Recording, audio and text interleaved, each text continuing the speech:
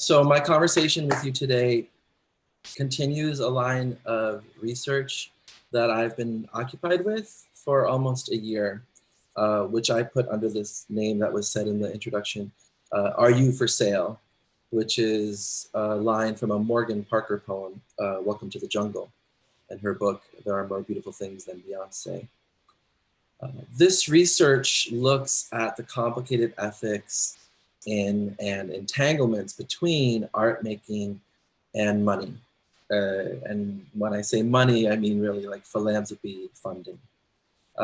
My hope is that with this area of research that I'm doing and this podcast that will come out later this year, is that we can bring increased transparency with these issues, regarding these issues, and bring into the light of day some of the conversations that only happen behind closed doors, but that affect all of us. So that's my intention, and that's my intention here with you.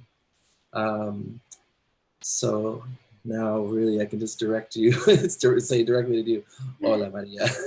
Hola, hola Miguel, y hola a todos, and thank you and FLACC for the invitation. I am honored and humbled to speak to you about Latinx art aquí en los Estados Unidos, en Puerto Rico, en México, en Centroamérica, ¿verdad? Y toda Latinoamérica, pero me da mucho gusto estar aquí con ustedes.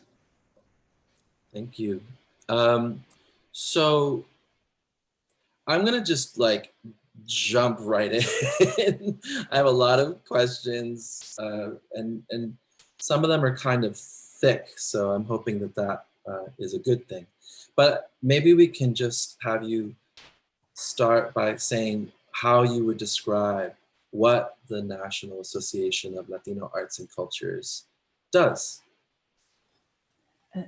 Well, I mean, we have NALAC, National Association of Latino Arts and Cultures, has been around for 31 years.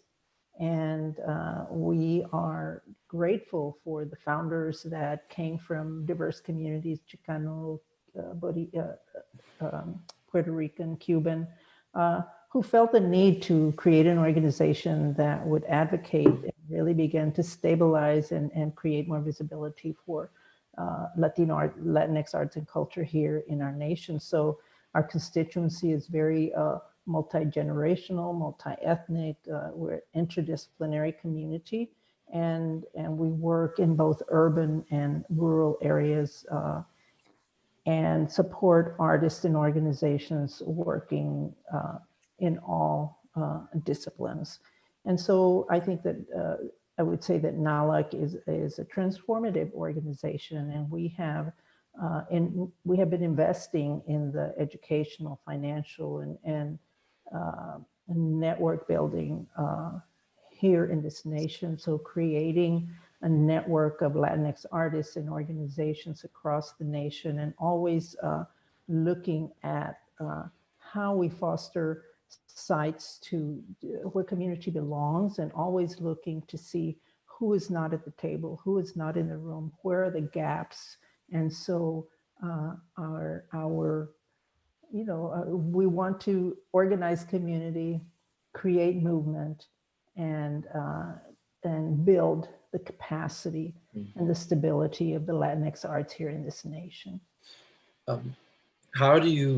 How does the organization measure its success, or how do you define your success? Do you feel like, I'm just curious to hear you talk about that. Absolutely. I think that for us, the success is measured not only in the number of people that we serve, which includes, thousands of artists, hundreds of organizations here in this nation, but also the work that we do to really help them lift their voice and lift the visibility that they have in their own communities and in the national community. So, what is it that